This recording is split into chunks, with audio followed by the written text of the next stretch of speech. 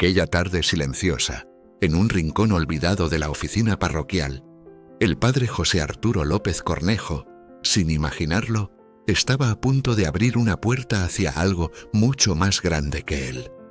Al encontrar un sobre desgastado por el tiempo, escondido entre papeles antiguos, jamás pensó que al desdoblarlo iniciaría una cadena de acontecimientos tan imprevisibles como profundamente conmovedores. Lo que no sabía en ese instante era que esas pocas líneas, escritas con prisa y esperanza, no solo tocarían su corazón, sino que lo empujarían a emprender un camino donde la fe, la música y la esperanza se entrelazarían para obrar algo que se acercaba más a un milagro que a una mera casualidad. El padre Arturo, como lo conocían todos en el pequeño pueblo, enclavado en el corazón de México, había dedicado su vida al servicio pastoral en un humilde santuario rural. Su predicación, siempre directa y colmada de fervor, resonaba con fuerza en quienes cargaban con años de vida o de sufrimiento. Tenía un don especial para consolar, para acompañar, para estar presente cuando el alma más lo necesitaba. Al desplegar con cuidado el papel del sobre, se encontró con unas líneas breves, trazadas con una letra firme pero apurada, como escritas desde la urgencia de quien siente que el tiempo se agota. En ellas se hablaba de Mario, un joven profundamente devoto de la Virgen de Guadalupe, que atravesaba una enfermedad devastadora. En medio de su dolor, hallaba consuelo en una canción, Si no te hubieras ido, de Marco Antonio Solís. Aquella melodía, más que una pieza musical, se había convertido para Mario en un refugio espiritual. La carta era un ruego. Pedía la ayuda del sacerdote para cumplir el último anhelo del joven: que Marco lo visitara, aunque fuera una sola vez, para regalarle un poco de consuelo y fe antes de que su cuerpo se rindiera del todo. Al leer esas palabras, el padre Arturo sintió algo profundo en su pecho, como si se tratara de un encargo que le llegaba directamente del cielo.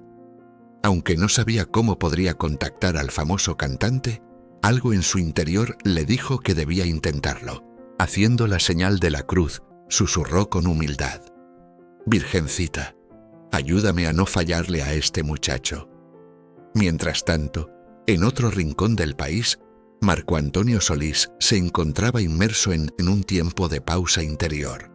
Tras décadas de éxito, escenarios abarrotados y fama internacional, comenzaba a advertir una inquietud difícil de explicar. Su madre, en su niñez, le había enseñado a rezar con devoción a la Virgen de Guadalupe, pero la vorágine del mundo artístico lo había alejado de aquellos momentos de recogimiento espiritual.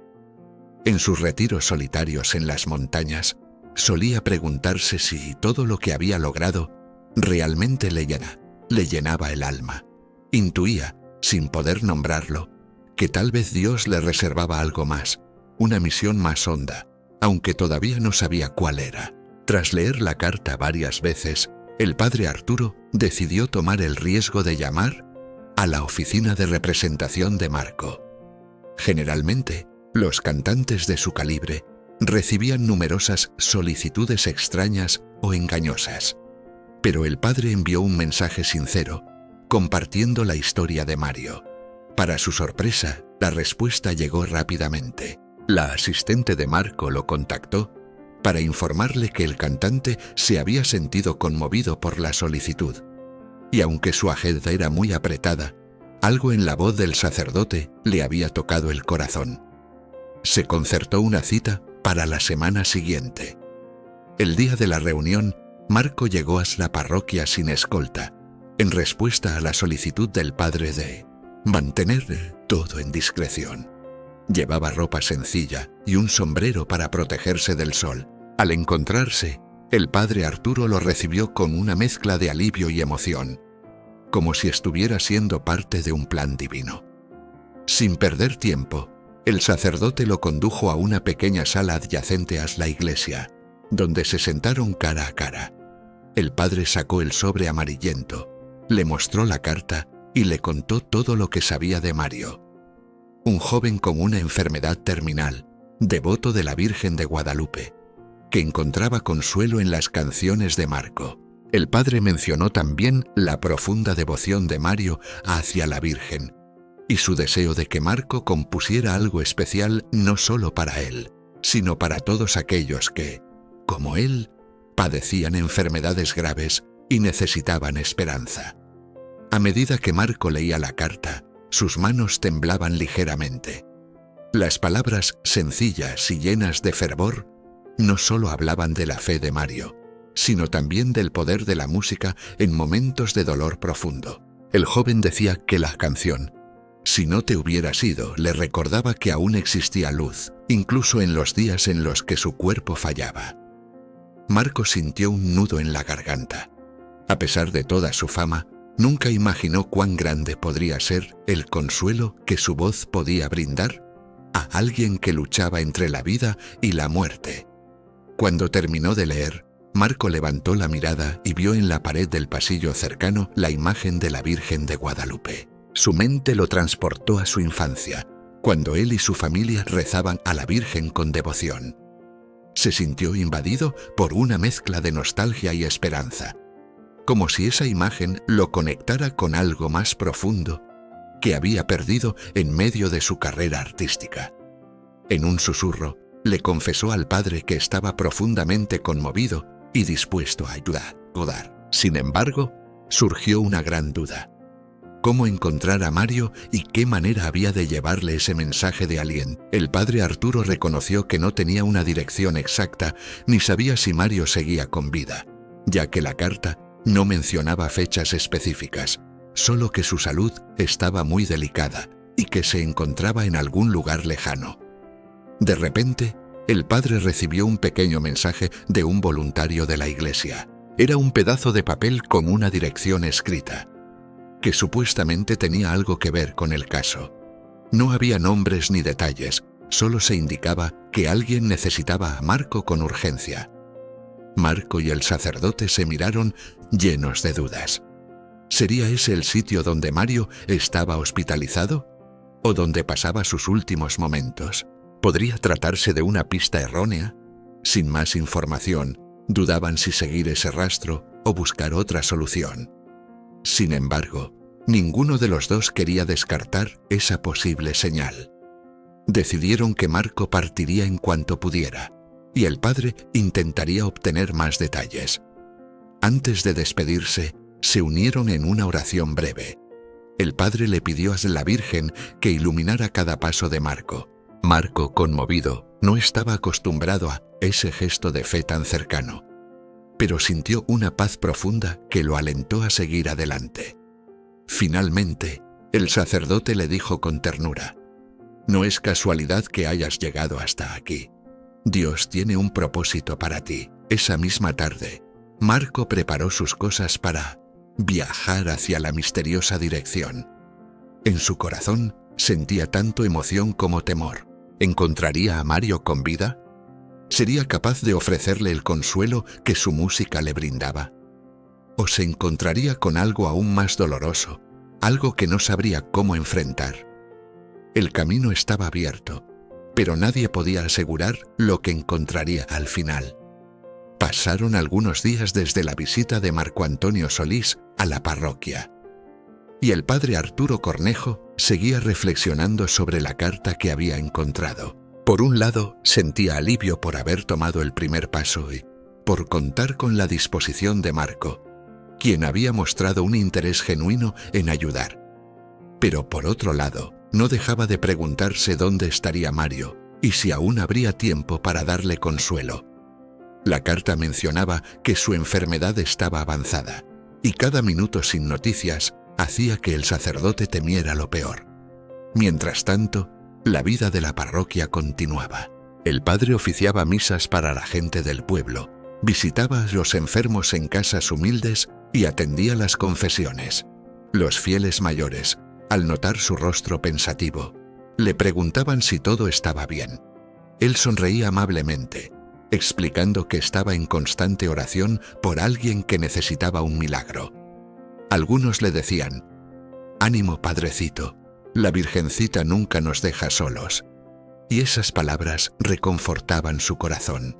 Una mañana, mientras revisaba unos registros en su oficina, el padre recibió una llamada de un número desconocido. Al responder, escuchó la inconfundible voz de Marco Antonio Solís. El cantante le contó que había conseguido algo de información que podría llevarlo hasta Mario.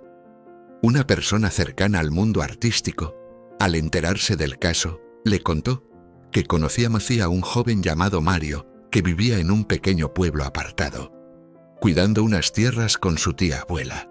Llevaban la carta original como referencia y un pequeño mapa hecho a mano con las indicaciones básicas para no perderse. Mientras avanzaban por la carretera, el padre notaba que Marco se mantenía callado, como sumido en sus pensamientos y oraciones. Tras un par de horas, la carretera empezó a hacerse más angosta y llena de baches. Se veían cerros rocosos y pocos signos de civilización. De repente, encontraron un cartel casi borrado que decía: El Naranjo, 10 kilómetros. Siguieron esa dirección, pero el camino era tan difícil que tuvieron que reducir la velocidad para no dañar los vehículos. En un tramo, la tierra suelta hizo que patinaran, lo que les dio un pequeño susto, pero lograron continuar gracias a la destreza de Marco al volante y las indicaciones del padre. A medida que se adentraban en esa región aislada, el padre Arturo repasaba en su mente la carta, preguntándose si realmente encontrarían a Mario allí, o si todo sería una pista equivocada. Casi al mediodía, avistaron un pequeño pueblo y algunas casas de ladrillo. Preguntaron a un hombre mayor que estaba sentado en un banco bajo la sombra de un árbol si conocía a Mario. El anciano, observando con detenimiento los rostros de Marco y el padre, respondió: Sí, hay un Mario por aquí. Vive con una tía en la parte alta. Está muy enfermo. Pobrecito. Al escuchar esto, Marco y el padre se miraron, aliviados pero con una sensación de urgencia. Ya tenían la certeza de que no estaban perdidos. Siguieron las indicaciones del hombre, tomando un camino empinado y rocoso, bordeado de arbustos. Tras unos minutos, llegaron a una casa modesta, con paredes blancas y un tejado de tejas, rodeada de algunos árboles frutales y un pequeño huerto. De la puerta salió una mujer mayor, con el cabello canoso recogido en un chongo, quien se presentó como doña Dolores, la tía abuela de Mario. Al verla, el padre y Marco notaron su expresión preocupada. ¿Son ustedes familiares de Mario?, preguntó la señora, secándose las manos en su delantal. Somos amigos que venimos a ayudarlo, respondió el padre, intentando transmitir confianza. Ayer se puso mucho peor. No sé cómo ayudarlo, contestó ella, mordiéndose el labio con preocupación. De repente se escuchó una tos suave desde el interior de la casa. Doña Dolores los invitó a entrar con un gesto apresurado. El interior era sencillo, pero muy limpio. En una cama de madera, sobre unas cobijas humildes, yacía Mario, con el rostro pálido y los ojos hundidos. A pesar de su debilidad, al ver a Marco, sus ojos se abrieron con una chispa de sorpresa. No tenía fuerzas para levantarse, pero se notaba que quería hablar. Marco y el padre se acercaron con cautela. Mario extendió la mano y el cantante la tomó con ternura. El joven intentó hablar, pero su voz se ahogaba. Finalmente susurró: ¿De verdad eres Marco Antonio Solís? Sí, amigo, soy yo. Vine porque supe de tu situación, respondió él, visiblemente conmovido. Mario soltó un suspiro que parecía mezclar alegría y alivio. Antes de que pudiera decir más, comenzó a toser, y doña Dolores rápidamente le dio un vaso de agua. El padre Arturo, tocado por la escena, se acercó con calma y sacó la carta amarillenta. «Hijo, ¿reconoces esto?». Mario asintió débilmente. Efectivamente, él había escrito esa carta con la ayuda de un conocido, quien se encargó de llevarla a la parroquia del padre Arturo. Lo que no esperaba era que el sobre quedara guardado en un cajón sin que el padre lo viera de inmediato. Sin embargo, la providencia había querido que el sacerdote la encontrara en el momento adecuado. Mientras Mario trataba de recuperar el aliento, Marco y el padre se dieron cuenta de que el estado del joven era mucho más grave de lo que pensaban. Con suavidad, le preguntó: «Hijito, ¿tienes dolor ahora? ¿Te ponemos un poco de agua con hierbas o algo que te alivie?» Mario movió ligeramente la cabeza. Su voz salió como un susurro. «Ya casi no siento las piernas ni fuerzas. A veces cierro los ojos y me encomiendo a la Virgencita». Marco, que estaba de pie al otro lado de la cama, sintió un escalofrío al escuchar esas palabras, tan llenas de fe y resignación. Aunque había conocido a miles de seguidores a lo largo de su carrera, ninguno lo había conmovido tanto como este joven. Sin pensarlo, sacó su teléfono para llamar a un médico o a los servicios de emergencia del pueblo más cercano. Pero la expresión triste de doña Dolores le hizo comprender que la situación era aún más complicada. «La clínica de aquí es muy pequeña y casi no tienen medicina. Ya fuimos, solo le dieron unos analgésicos. La verdad, no sé si haya algo más que hacer». El padre, manteniendo la calma, dijo con voz firme: «Vamos a intentarlo. Quedarse de brazos cruzados no es una opción. Le pediremos a Dios y a la Virgen de Guadalupe que nos ayuden, pero también debemos actuar». Mientras Marco hacía la llamada, el sacerdote tomó la mano de Mario y, con respiración entrecortada, asintió. Inmediatamente, el padre Arturo comenzó a rezar en voz baja, pidiendo por la salud de Mario. Marco, después de finalizar la llamada, explicó que había solicitado una ambulancia, aunque no estaba seguro de si llegarían pronto a ese lugar tan apartado. A pesar de eso, sentía que no debían rendirse. «Voy a intentar hablar con algunos amigos que quizás puedan encontrar una forma de llevarlo a un hospital mejor equipado», comentó Marco mientras revisaba sus contactos. «No prometo nada, pero haré todo lo posible». Mientras él hablaba, doña Dolores se acercó con un par de cobijas. Con cuidado, acomodó a Mario de una forma más cómoda, temerosa de que la fiebre pudiera empeorar. El joven cerró los ojos por un momento y, para sorpresa de todos, susurró unas palabras con esfuerzo.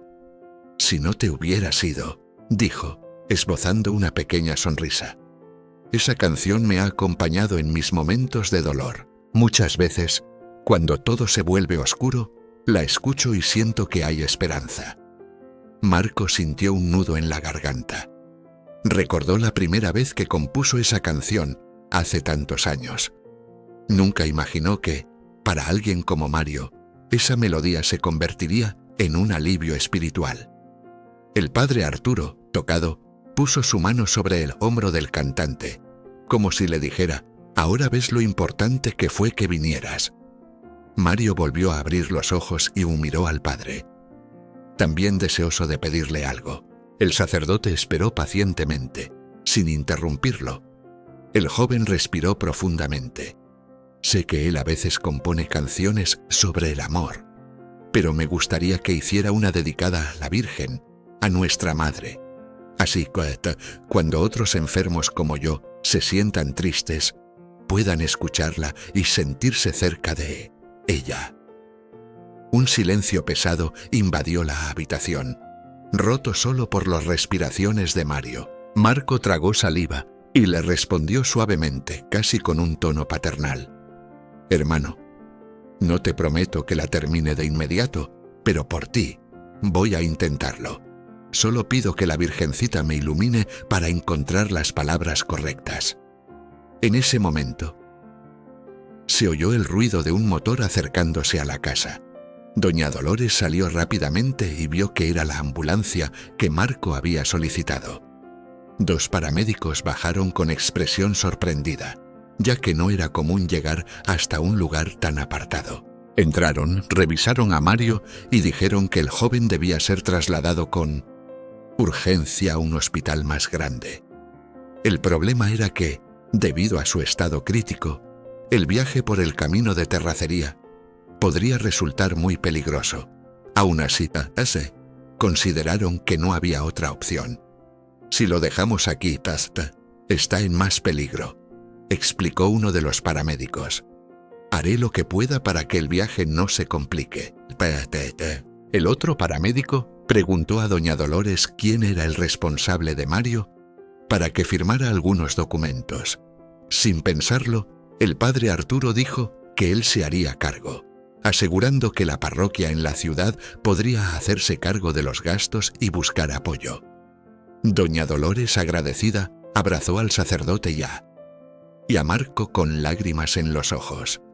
Ustedes son unos ángeles, ni la familia cercana se ha movido así. Con cuidado, los paramédicos pusieron a Mario en una camilla y lo subieron a la ambulancia.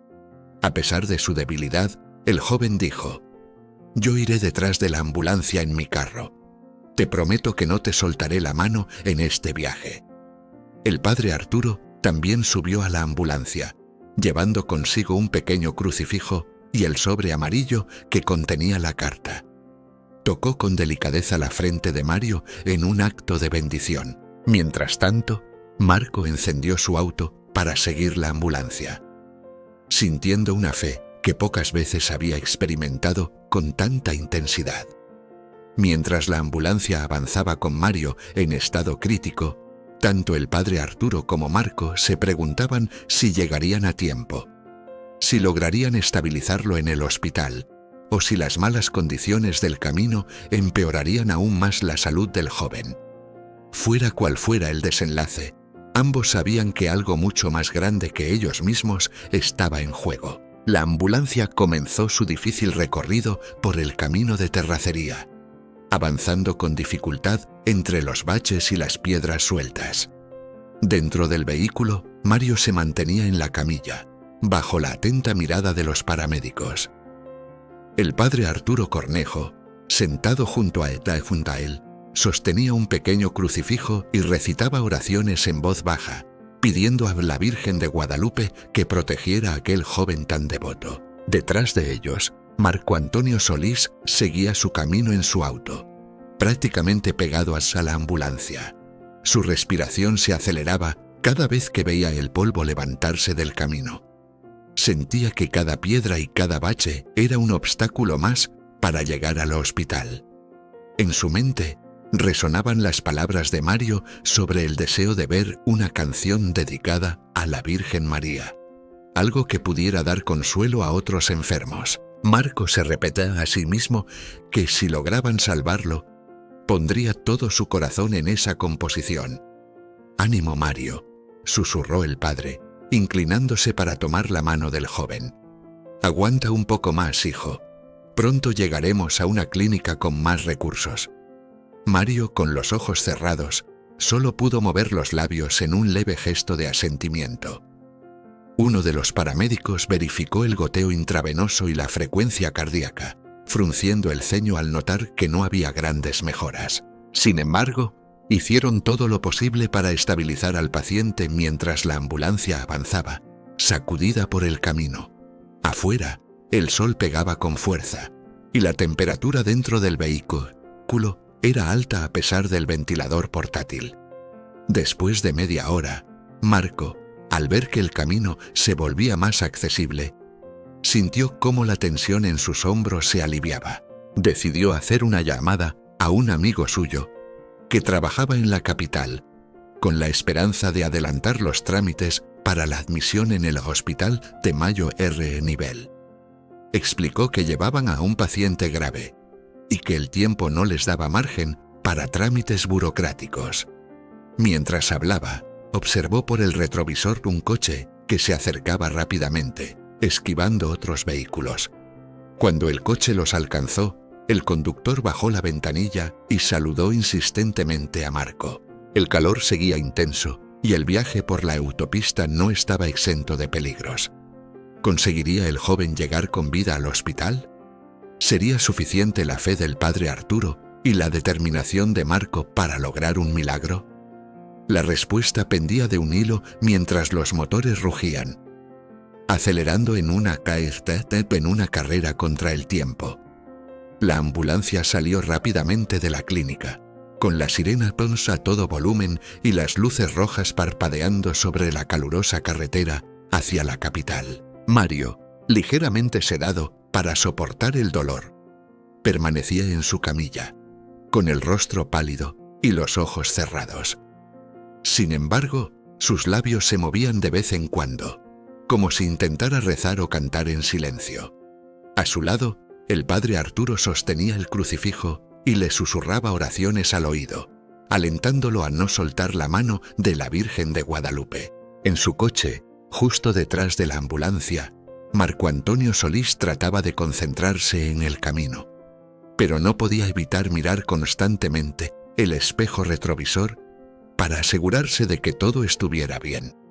En su mente resonaba la frase de Mario pidiéndole que compusiera una canción dedicada a la Virgen.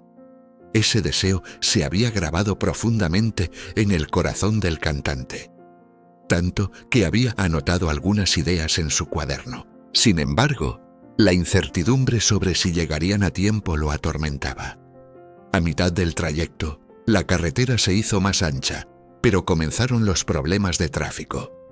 Un bloqueo debido a reparaciones en la vía obligó a todos los vehículos a detenerse. La ambulancia tocó la bocina de emergencia, pidiendo que le dejaran pasar. Poco a poco, algunos conductores se apartaron, pero un gran tráiler bloqueaba el paso. Marco, detenido detrás de la ambulancia, salió de su coche y se acercó al tráiler. Con voz firme pero respetuosa, pidió al chofer que se moviera, explicándole que llevaban a un enfermo en estado crítico. El chofer, sorprendido al reconocerlo, rápidamente maniobró para despejar el camino. «Muchísimas gracias, compadre», dijo el chofer. «Que Dios se lo pague», respondió Marco, levantando la mano en señal de gratitud. De este modo, la ambulancia pudo avanzar unos metros, mientras el padre seguía rezando intensamente a la Virgen. Este incidente, aunque breve, consumió minutos preciosos. Doña Dolores, que iba detrás en la camioneta de la parroquia, se mordía las uñas, llena de nerviosismo. Sentía que cada segundo que pasaba era un golpe contra la vida de su sobrino. A pesar de todo, confiaba en que Dios los guiaría a buen puerto. Finalmente, superaron la zona de obras y reanudaron el camino hacia la ciudad. El paramédico que atendía a Mario permanecía serio, revisando su pulso y administrándole medicamentos para estabilizar su presión arterial. El padre Arturo, sentado junto a él, observó cuando Mario abrió los ojos por un momento. El joven movió débilmente la mano e intentó decir algo. El padre se inclinó hacia él para escuchar mejor y alcanzó a oír un susurro. «La canción, si la terminan, díganle que en gracias». «Tranquilo, hijito», respondió el sacerdote con voz suave y llena de cariño. «Marco está trabajando en eso, y yo estoy aquí contigo. No te rindas, ya casi llegamos».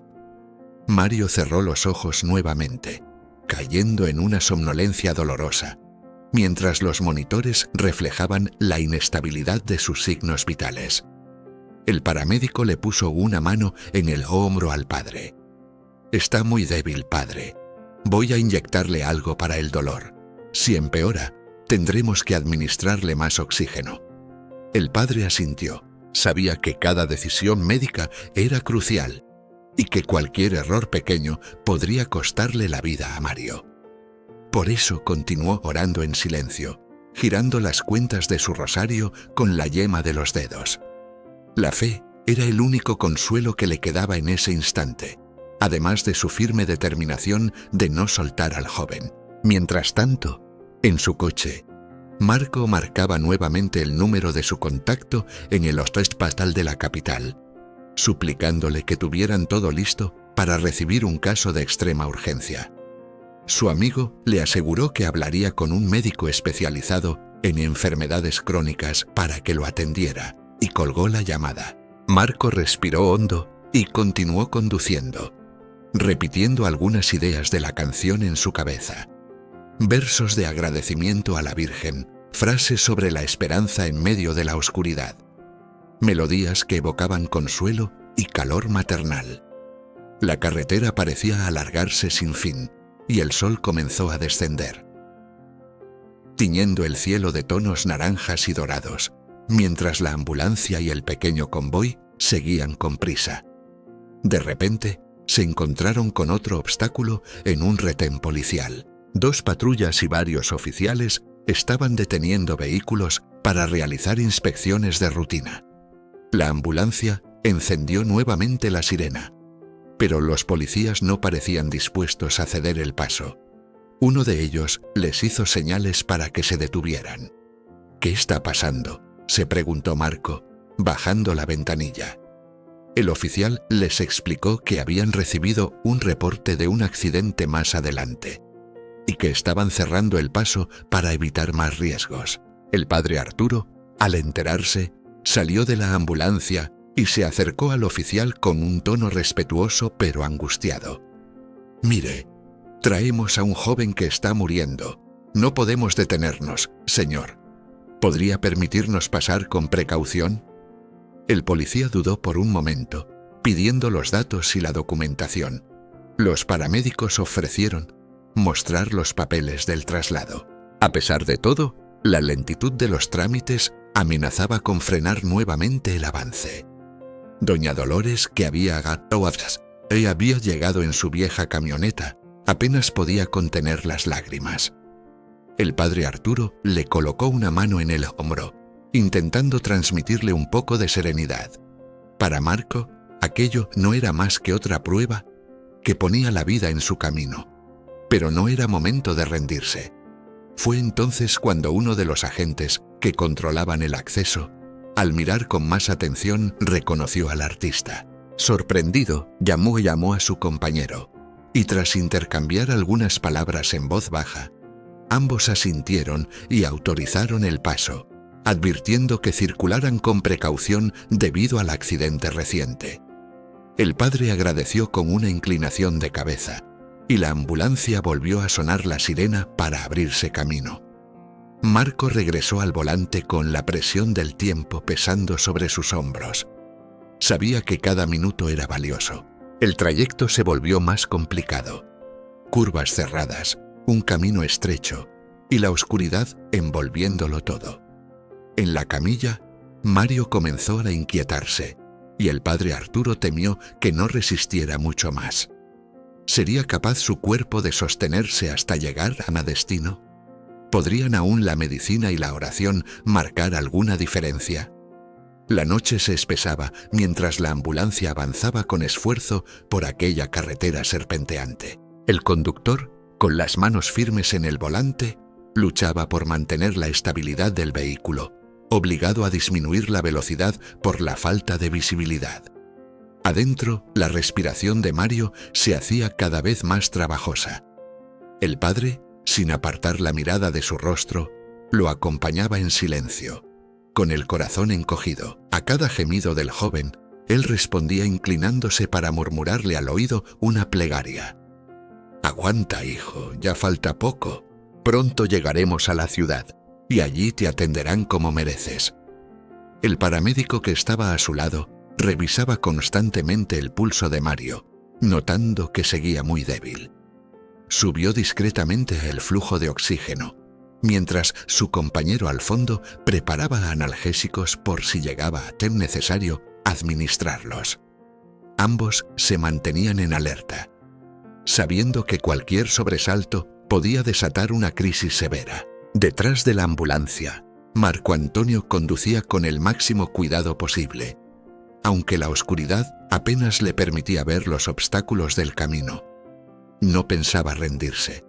Cada tanto, miraba de reojo su libreta, donde tenía garabateadas algunas ideas para una canción dedicada a la Virgen de Guadalupe, inspirada en la lucha de Mario y en la fe del padre Arturo. Pero en ese momento, su única prioridad era llegar con vida. Casi una hora después, las luces delanteras de la ambulancia iluminaron un cartel que anunciaba la entrada a la zona urbana. Las primeras casas comenzaban a verse, algunas con ventanas encendidas, y más adelante brillaba la ciudad que tanto habían anhelado alcanzar. Doña Dolores, que venía en el vehículo conducido por un amigo de la iglesia, se persignó al ver los primeros indicios de civilización.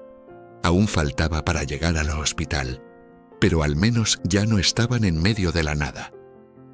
«Fuerza, hijo, ya casi estamos», gritó uno de los paramédicos, con voz firme, tratando de animar el ambiente. El sacerdote respondió con una débil sonrisa y acarició la mano de Mario, que descansaba sin fuerza sobre la camilla. El joven reaccionó levemente, parpadeando al sentir el contacto. Con gran esfuerzo, movió los labios para murmurar apenas audible: «Virgencita, no me dejes solo». El padre cerró los ojos y tragó saliva, conteniendo la emoción. Aquella súplica resonó como una campanada en su interior. En silencio, elevó una oración desesperada, pidiéndole a la Madre del Cielo que no soltara a ese muchacho, que lo sostuviera al menos hasta llegar al hospital. Finalmente, el convoy salió de la carretera y tomó el desvío hacia la ciudad. Las luces, el bullicio y la vida urbana contrastaban con el silencio y la oscuridad del camino anterior. Marco, al ver el cambio de entorno, encendió las luces intermitentes para abrir paso a la ambulancia. Algunos autos tocaron la bocina, pero la mayoría se orilló al ver la urgencia. Cuando por fin apareció a lo lejos el rótulo del hospital, un edificio imponente de varios pisos con luces blancas iluminando la entrada, el padre Arturo sintió una ola de esperanza y gratitud. «Dios mío, ayúdanos, solo un poco más», pensó, mientras el paramédico revisaba el pulso y murmuraba: «Está muy inestable, pero sigue con nosotros. Entraremos directo a urgencias». La ambulancia frenó frente al acceso principal y varios enfermeros salieron con una camilla. Marco estacionó detrás, descendió rápidamente y ayudó a abrir paso entre la gente. En pocos segundos, Mario fue trasladado al interior. Doña Dolores llegó jadeando, con el rostro cubierto de sudor y preocupación. El padre Arturo la tomó del brazo y la guió mientras un médico comenzaba a examinar al muchacho con urgencia. ¿Edad? ¿Desde cuándo está enfermo? ¿Qué síntomas ha presentado últimamente? El sacerdote y los paramédicos intentaron responder con claridad, explicando la situación precaria en la que vivía Mario y el deterioro progresivo que había sufrido. El doctor, con rostro serio, asintió: «Lo llevaremos a cuidados intensivos de inmediato. Hay que hacerle estudios. ¿Alguno de ustedes es familiar directo?» «Soy su tía», logró decir doña Dolores, con la voz quebrada. «Pero el padre y don Marco lo han cuidado estos días». El médico les indicó que, en ese caso, alguno de ellos debía firmar los documentos necesarios para autorizar los procedimientos, ya que la vida del joven corría peligro. El padre Arturo no dudó ni un segundo en ofrecerse para asumir la responsabilidad por Mario, como lo había prometido tiempo atrás en su parroquia, en caso de que alguna vez se presentara una urgencia. Por su parte, Marco insistía con firmeza en que el dinero no fuera una preocupación. «No se detengan por los gastos. Hablen con mi equipo, no. Lo que se necesite. Yo me encargo», repetía con determinación. Un enfermero se acercó entonces y con voz serena les pidió que esperaran fuera. Estaban a punto de iniciar las maniobras para estabilizar al paciente. Mario fue llevado en una camilla por un pasillo largo, iluminado por luces frías, mientras el eco de los pasos se mezclaba con el zumbido suave de los equipos médicos. Justo antes de que la puerta se cerrara, el padre Arturo alcanzó a tocarle la mano y le susurró con ternura: «Estamos contigo, hijito». Enseguida, la cortina blanca lo separó de su vista. En la sala de espera se quedaron Marco, doña Dolores, el sacerdote y los 2 paramédicos que habían participado en el traslado. Nadie podía decir cuánto habría que esperar. El ambiente olía al antiséptico y el lugar estaba lleno de personas con miradas apagadas, algunas esperanzadas, otras resignadas. Un reloj colgado en la pared marcaba las 9 en punto. Costaba imaginar que esa misma mañana Mario seguía en su humilde casa, luchando en silencio. ¿Usted cree que pueda salir de esta, padre?, preguntó doña Dolores con voz apenas audible. Él, con serenidad, apoyó su mano en el hombro de la señora y respondió: «Pidámosle a la Virgen que interceda por él. Los médicos harán su parte, pero el resto está en manos de Dios». Sentado a un lado, Marco sacó de su chaqueta el cuaderno donde tenía bosquejada la canción que aún no terminaba. Recitó en silencio algunos versos, como quien murmura una oración nacida del alma. Recordaba la fe inquebrantable de Mario, su manera de sostenerse con esperanza, incluso en medio del dolor. Sentía la urgencia de concluir aquella composición, pero sabía que no podía hacerlo con prisa. Ese canto merecía respeto, profundidad y verdad. Justo cuando trazaba unas líneas nuevas, una voz grave lo hizo volver al presente. Era el médico que había recibido a Mario. ¿Y familiares del paciente Mario?, preguntó, dirigiendo su mirada a los presentes. Los tres se levantaron casi al mismo tiempo. El médico, con semblante profesional, les explicó: «Su condición es extremadamente delicada. Estamos haciendo todo lo que está a nuestro alcance, pero no podemos asegurar nada. Si en las próximas horas no responde favorablemente, tendremos que considerar intervenciones más agresivas». Doña Dolores sintió que sus piernas no la sostenían y se aferró al brazo del padre Arturo. Marco, con el cuaderno apretado entre sus manos, tragó saliva. El doctor prosiguió: «Pueden pasar unos minutos con él. Les haría bien hablarle si está consciente, y si no, al menos darle una palabra de despedida, por si acaso». La tensión en la sala creció como un peso que nadie podía esquivar. ¿Sería posible que las palabras del sacerdote o la presencia de Marco le devolvieran a Mario la fuerza que le faltaba? ¿O estarían presenciando sus últimos momentos, con una canción sin concluir y una fe colgando de un hilo? La puerta de la sala se abrió lentamente, como quien no promete nada, pero concede una esperanza tenue. De vez en cuando, algún sollozo interrumpía el silencio del pasillo, proveniente de otras salas donde también se libraban batallas por la vida. Marco Antonio Solís, el padre Arturo Cornejo y doña Dolores se quedaron inmóviles frente a la entrada entreabierta. Sabían que al otro lado, Mario seguía luchando. Tal vez aún podían hablarle, o tal vez solo les quedaba despedirse. «Quiero entrar primero», susurró doña Dolores. El padre asintió con dulzura y la sostuvo del brazo, ofreciéndole apoyo. Marco, con el rostro sombrío, acomodó su sombrero e hizo ademán de acompañarla hasta la entrada. Un enfermero los condujo por un corredor blanco, de paredes pulcras bajo la luz azulada de los fluorescentes. Al llegar a la habitación, vieron los monitores marcando ritmos irregulares, con pitidos intermitentes que se sentían como punzadas. Mario yacía inmóvil, rodeado de tubos y cables. Su rostro era pálido como el papel. Doña Dolores avanzó unos pasos, pero se tambaleó al verlo tan débil. Un enfermero la sostuvo por la cintura y la ayudó a sentarse cerca. Marco permaneció detrás, respetando la intimidad de aquel instante. El padre Arturo, sin decir palabra, apoyó la espalda contra la pared y comenzó a orar en silencio. Mario no reaccionaba, pero su pecho aún se alzaba con esfuerzo. Un respirador automático susurraba el aire que le mantenía la vida. «Hijo, soy yo, tu tía Dolores», logró decir ella, con la voz quebrada. «Ya estás aquí, mi amor, en la ciudad. Aquí pueden cuidarte mejor. No te voy a dejar solo, estoy contigo». Sus palabras flotaron en la habitación estéril, sin respuesta aparente. Pero en un momento fugaz, Mario parpadeó. Ella lo notó y con un brillo en los ojos, le tomó la mano tibia y la apretó suavemente. El enfermero no interrumpió. Sabía que ese contacto podía despertar algo en el joven. Marco se acercó despacio, con respeto.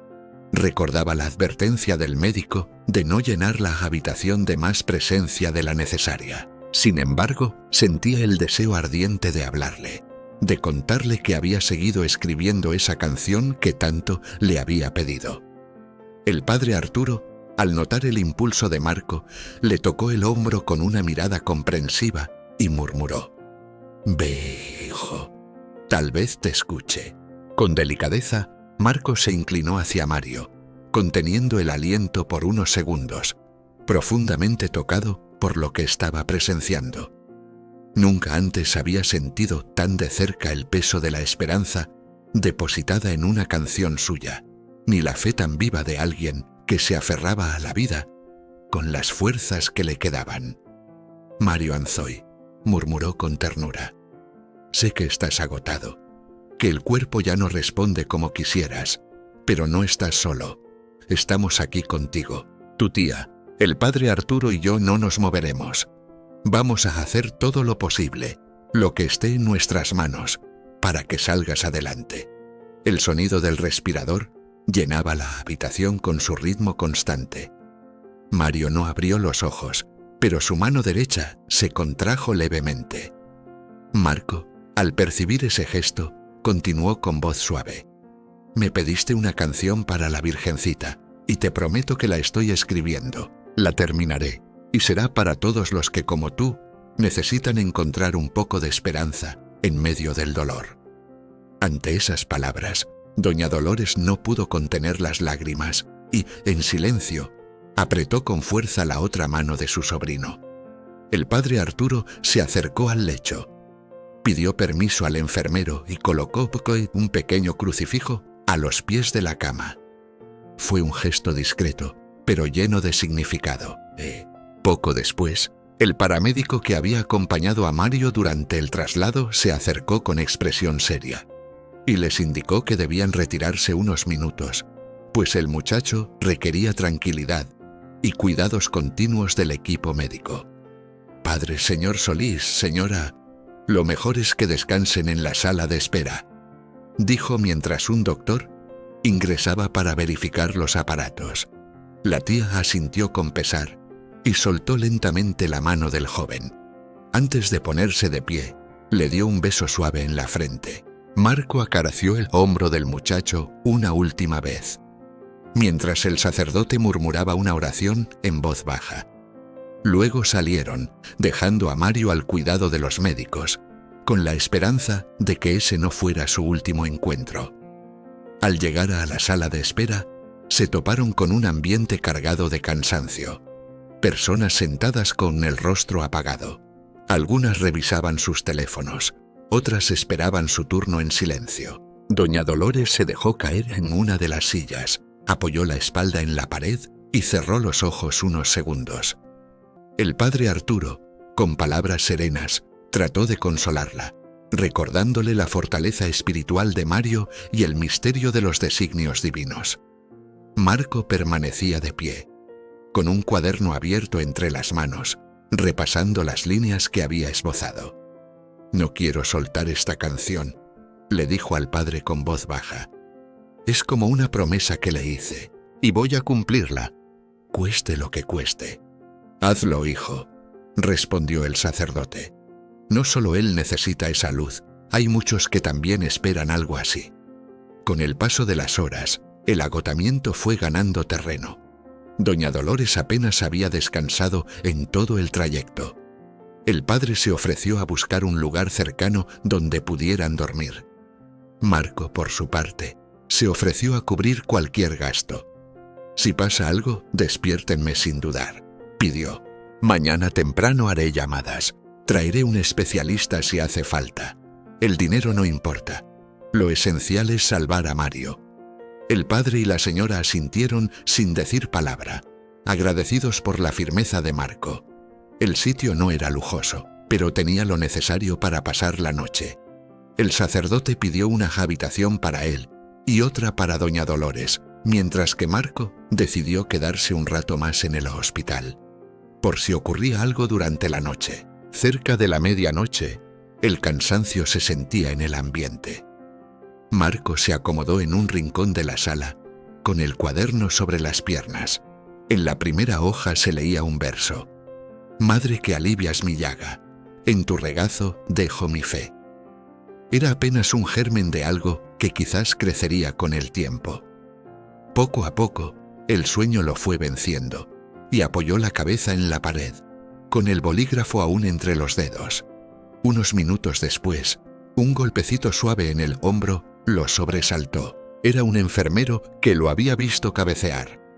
«Disculpe, señor, ¿usted acompaña a Mario, el joven de cuidados intensivos?» Marco abrió los ojos de inmediato, con el corazón acelerado. El enfermero tenía una expresión seria, pero sin alarma. Sí, soy yo», respondió. «El doctor está haciendo una evaluación más profunda. Detectó una ligera reacción durante una prueba neurológica. No podemos decir aún si es algo positivo, pero podría ser señal de que responde a ciertos estímulos. Podrán verlo en cuanto el médico termine». Marco se puso de pie al instante, olvidando el sueño y el cansancio. Agradeció con un leve «Gracias, hermano», y pensó en avisar al padre Arturo y a doña Dolores. Dudó por un momento. Tal vez ellos necesitaban descansar. La noticia aún era incierta. Sin embargo, no podía guardar silencio. Tomó el teléfono y marcó el número del sacerdote. Mientras esperaba que respondiera, no dejaba de preguntarse si esa pequeña señal era realmente un indicio de mejoría o solo un impulso pasajero. La vida de Mario seguía pendiendo de un hilo, y cualquier chispa, por leve que fuera, podía encender la esperanza o apagarse en un instante. Marco, con el aparato en la mano, escuchaba los tonos de llamada. Consisto la ansiedad. El padre Arturo tardó en contestar, y cuando por fin lo hizo, su voz sonaba adormilada. Marco respondió con un susurro urgente.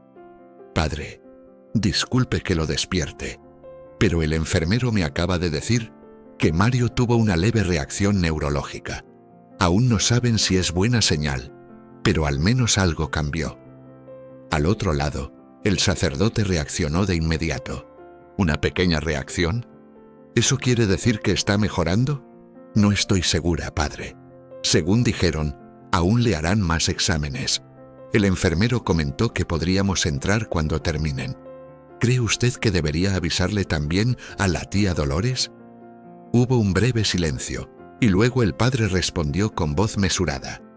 «Tal vez sea buena idea que ella lo sepa. Está muy cansada, pobre, pero una noticia así puede devolverle algo de ánimo.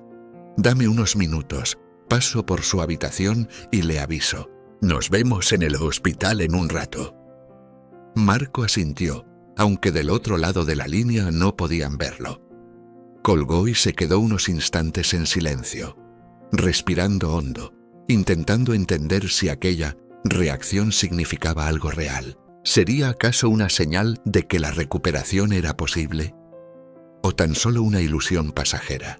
Su corazón latía con fuerza ante la esperanza de que Mario recuperara un poco la conciencia, quizás lo suficiente como para escuchar, aunque fuera un verso, de la canción que él estaba escribiendo.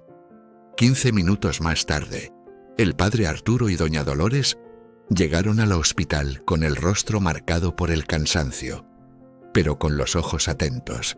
Marco los esperaba en la sala de urgencias, y al verlos llegar, esbozó un gesto leve de alivio. El sacerdote puso su mano en el hombro del cantante, como gesto de solidaridad silenciosa. Dolores se acercó con el rostro lleno de preguntas. ¿Has sabido algo nuevo? ¿Ya lo han visto? Todavía no sale el médico, contestó Marco. El enfermero que me habló entró otra vez a la unidad de cuidados intensivos. Hay que esperar a que termine de evaluarlo. Tomaron asiento en las sillas disponibles, sin mucho que hacer salvo orar o dejarse llevar por los pensamientos. A esa hora, los pasillos del hospital tenían menos movimiento. Solo algunos trabajadores iban y venían. Una vieja máquina de café vibraba cada vez que soltaba un vaso, iluminando tenuemente la esquina del pasillo con su luz intermitente. El padre Arturo juntó las manos a la altura del pecho y, con los ojos cerrados, comenzó a rezar en voz baja. Dolores lo siguió, mientras Marco permanecía sentado, con el cuaderno abierto sobre las piernas, puliendo unos versos que hablaban del amparo de la Virgen en los momentos de mayor dolor. 20 minutos después, el mismo enfermero salió a buscarlos, escaneando la sala con la mirada. Al verlos juntos, se acercó con expresión tranquila. «El doctor pide que uno de ustedes entre un momento». Mario parece haber abierto los ojos ligeramente cuando le hablaron, pero sigue muy débil. Quieren ver si reconoce alguna voz. Dolores se puso de pie de inmediato, dispuesta a entrar, pero se detuvo al notar que el padre también quería acompañarla. El enfermero levantó la mano con delicadeza para explicarles que solo podía pasar una persona por ahora. Si responde bien, dejaremos que otro entre después, pero por ahora no queremos alterarlo. La tía miró al sacerdote con ojos cargados de duda. «¿Y ahora, padre? ¿Voy yo o usted?» El padre pensó unos segundos. Miró a Marco, que apretaba el cuaderno entre las manos, y luego a Dolores, que era de la familia. Con serenidad dijo: «Entre usted, doña Dolores. Es su sobrino nieto, y su voz le resultará más cercana». Ella asintió, tragando saliva con esfuerzo para disolver el nudo en la garganta, y siguió al enfermero por el pasillo. Marco los vio alejarse, preguntándose si Mario tendría fuerzas para reaccionar. El padre Arturo notó su inquietud y le habló con voz suave. «Vamos a esperar un momento. Si él logra responder, quizá eso abra la puerta para que podamos verlo todos, poco a poco». Marco inclinó la cabeza, reconociendo que tenía razón. Aún así, su pecho latía con ansiedad. Deseaba saber si, aún con apenas un hilo de aliento, Mario podía escuchar la melodía que estaba tomando forma para él. También intuía que, en ese instante, el joven seguramente quería tener cerca al padre, quien lo había acompañado en cada oración. Pasaron algunos minutos que se hicieron eternos. Finalmente, doña Dolores regresó con paso inseguro, secándose las lágrimas con la manga del suéter. A pesar de la tristeza en su rostro, había un atisbo de esperanza en su mirada. Abrió los ojos. No mucho, pero creo que me reconoció. Le dije quién era y le pedí que no se rindiera. Me apretó la mano con un gesto débil. El padre Arturo soltó un suspiro agradecido. «Gracias a Dios». El médico dice que por ahora hay que continuar con los cuidados intensivos y que todavía no podemos permitir más visitas, pero comentó que, si Mario se estabiliza, tal vez otro de ustedes pueda entrar más tarde. Marco sintió un estremecimiento de esperanza. ¿Pudiste decirle algo? El reloj parecía caminar con lentitud, marcado por el ir y venir del personal del hospital y las voces apagadas de quienes velaban pacientes. Cuando el sol ya iluminaba por completo el cielo, cerca de las 9 de la mañana, y tras haber pasado la noche sin pegar un ojo, apareció el médico principal. Su rostro reflejaba el cansancio de una larga guardia, pero traía consigo una noticia que renovó una chispa de esperanza. Ya habían comenzado con el antibiótico, y aunque la respuesta de Mario era inestable, mostraba pequeñas señales de reacción. A veces entreabría los ojos y murmuraba algo que nadie lograba entender. Marco, apoyado contra la pared del pasillo, no se separaba de su libreta. Cada tanto escribía unas frases, tratando de poner en palabras aquel consuelo casi celestial que Mario experimentaba al invocar a la Virgen de Guadalupe. Cuando dieron permiso para una visita corta, se acordó que el padre Arturo entrara primero, con la intención de acompañar al joven con una oración y ver si, en algún nivel, Mario percibía su presencia. Al cruzar la puerta de la unidad intensiva, el sacerdote notó que el rostro del muchacho no estaba tan pálido como horas antes, aunque aún era evidente su fragilidad. Se acercó sin hacer ruido y le habló con dulzura. «Aquí estoy, hijito. soy el padre Arturo. No hemos dejado de estar contigo. Ya te están tratando. Y la Virgencita no se aparta de tu lado». Los párpados de Mario se movieron apenas.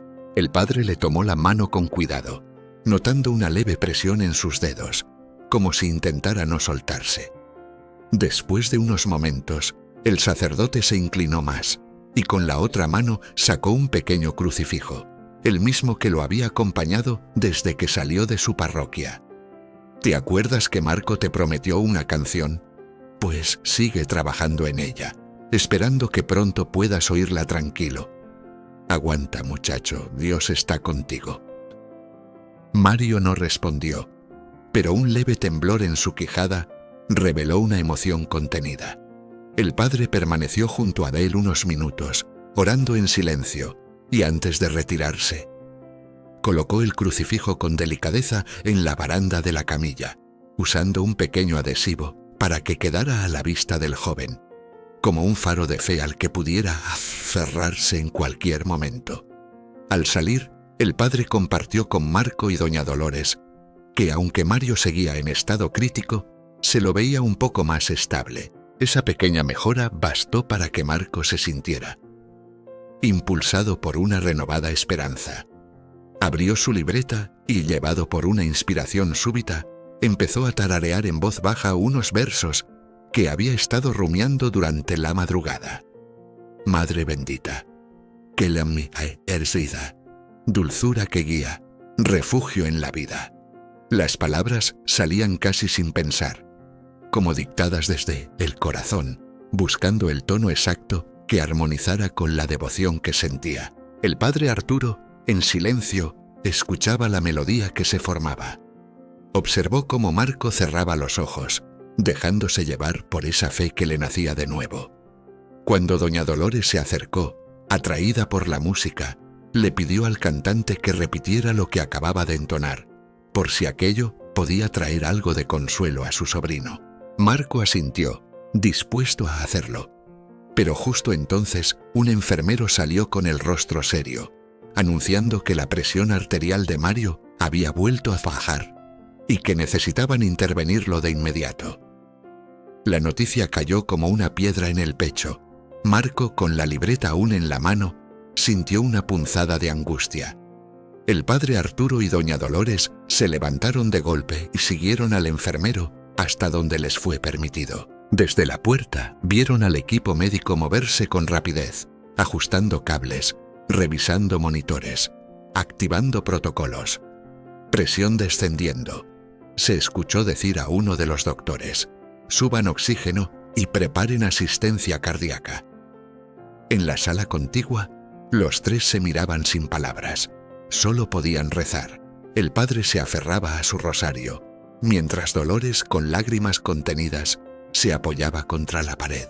Marco apenas podía respirar, atorado en el pensamiento constante de aquella canción que aún no había terminado. ¿Y si Mario nunca llega al parir de escucharla? Se repetía con el alma en vilo. Pasaron unos 10 minutos que se sintieron como una eternidad, hasta que el mismo médico regresó, visiblemente agotado. Lo estabilizamos otra vez, pero sigue siendo un cuadro muy inestable. Vamos a sedarlo más profundamente para que el cuerpo tenga fuerzas de combatir la infección. Dolores se cubrió el rostro con ambas manos, dejando escapar un suspiro entre alivio y agotamiento. El padre Arturo preguntó en voz baja si había señales de mejoría. El médico, con profesionalismo, negó con la cabeza. «Está igual de frágil. Les recomiendo descansar un poco. Si hay cambios importantes, les avisaremos de inmediato». Los tres entendieron que no podían hacer más por el momento. Quizá lo que Mario necesitaba ahora era tiempo, y una gracia que solo el cielo podía conceder. Gracias a los contactos que Marco había activado, un médico con mayor experiencia en ese tipo de infecciones había asumido el caso. El especialista salió a recibirlos personalmente, asegurándoles que haría todo lo posible por ayudar.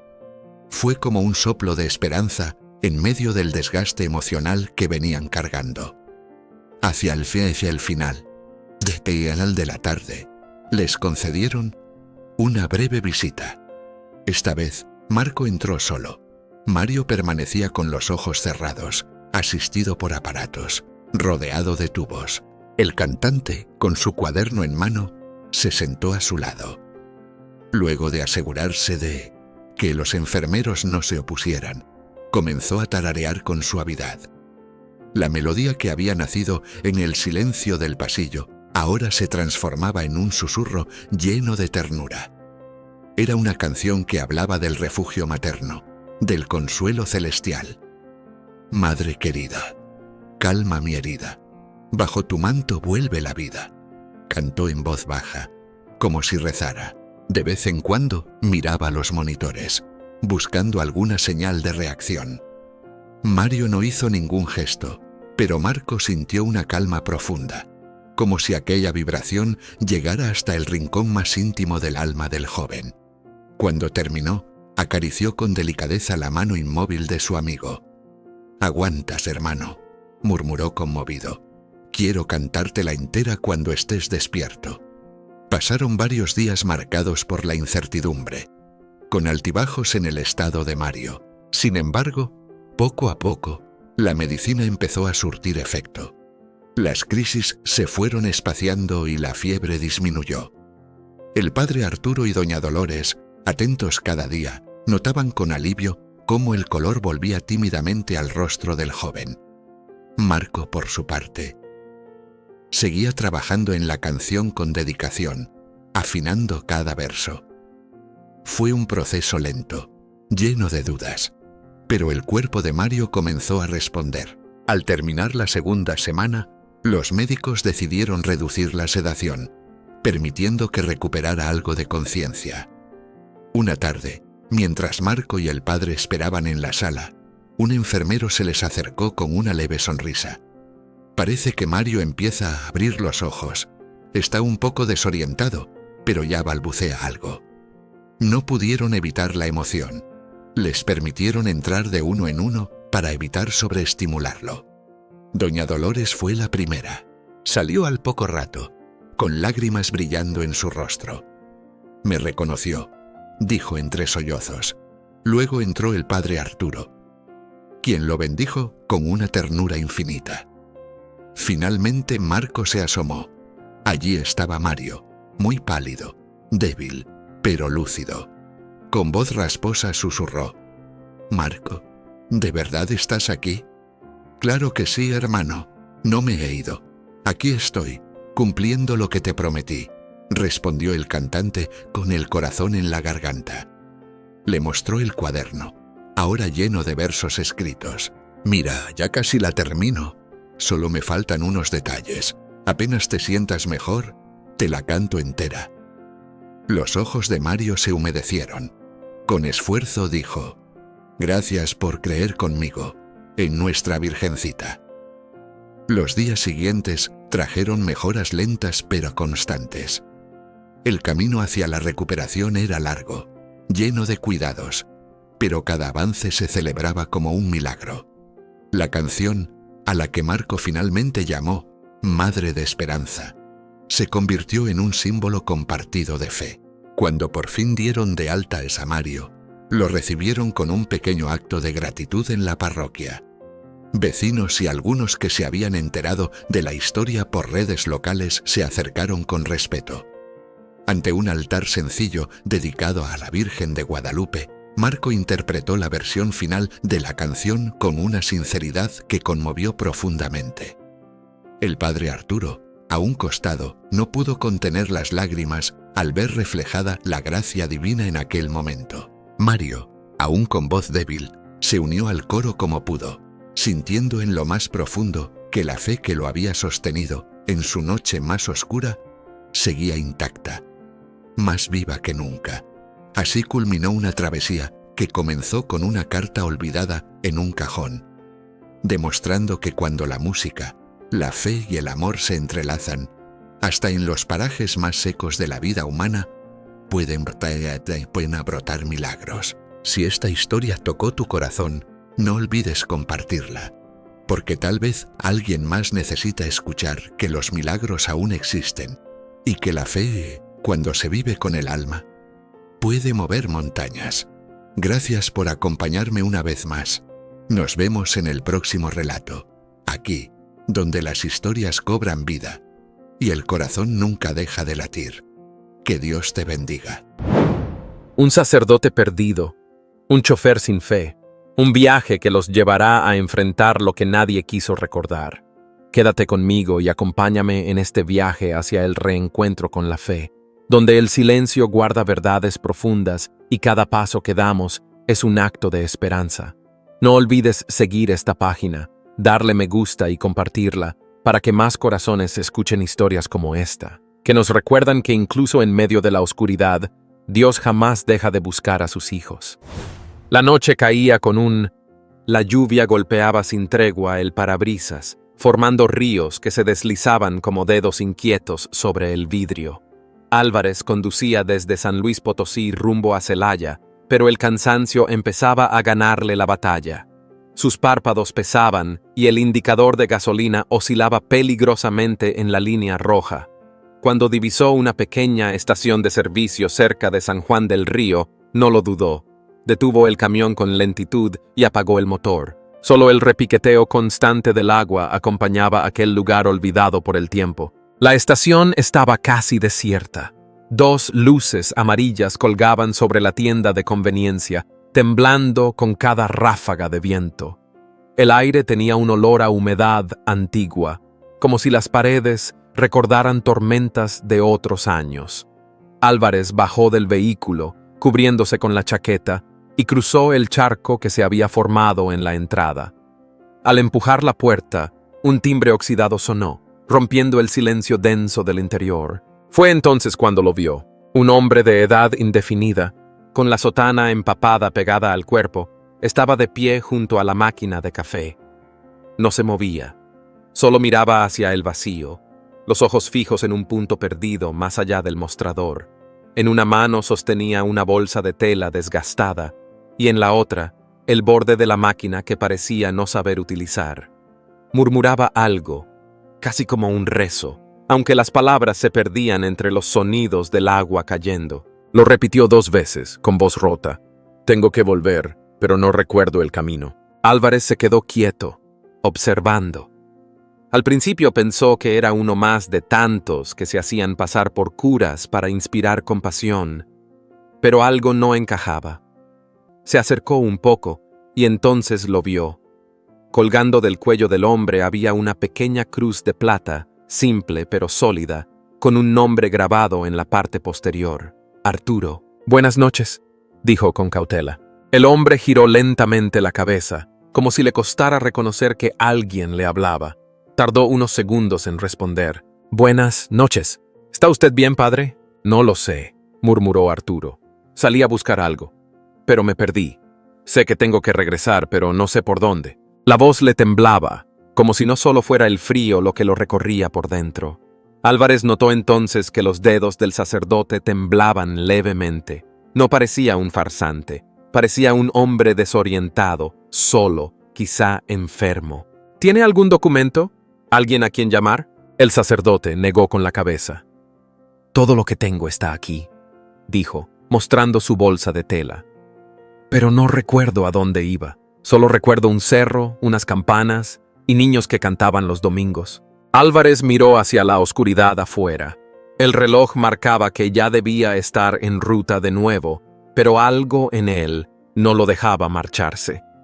Había algo en ese rostro empapado, en esa voz quebrada, que le tocaba una fibra olvidada. No debería dejarlo aquí, pensó, pero tampoco sé a dónde llevarlo. Se quedó callado unos segundos. Luego, con tono sereno, dijo: «Suba al camión, padre. No prometo encontrar su templo esta noche, pero si confía en mí, podemos buscarlo juntos». El sacerdote lo miró por un instante largo. Luego asintió lentamente, como si ese simple gesto le devolviera una parte de sí mismo. Caminó hacia la puerta con paso torpe, y Álvarez le abrió el copiloto sin decir más. Ambos se acomodaron en silencio. La lluvia seguía cayendo con fuerza, pero dentro del vehículo el aire se sentía diferente.